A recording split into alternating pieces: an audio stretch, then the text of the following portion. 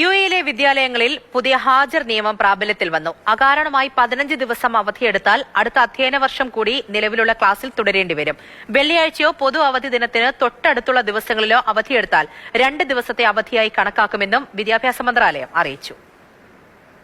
പുതിയ അധ്യയന വർഷത്തേക്കുള്ള ഹാജർ നിയമമാണ് യുഎഇ വിദ്യാഭ്യാസ മന്ത്രാലയം പുറപ്പെടുവിച്ചത്. വിദ്യാർത്ഥികൾ അകാരണമായി അവധിയെടുക്കുന്നത് കർശനമായി നിരോധിക്കുകയാണ് ലക്ഷ്യം.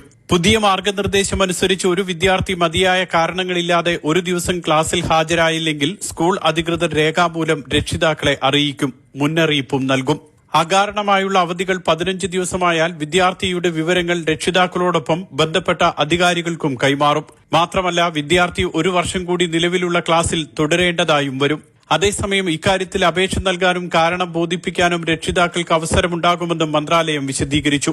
വെള്ളിയാഴ്ചകളിലോ പൊതു അവധി ദിവസത്തിനു തൊട്ടു മുൻപോ ശേഷമോ ഉള്ള ദിവസങ്ങളിലോ അവധിയെടുത്താൽ 2 ദിവസത്തെ അവധിയായി പരിഗണിക്കുമെന്നും മന്ത്രാലയം വ്യക്തമാക്കി.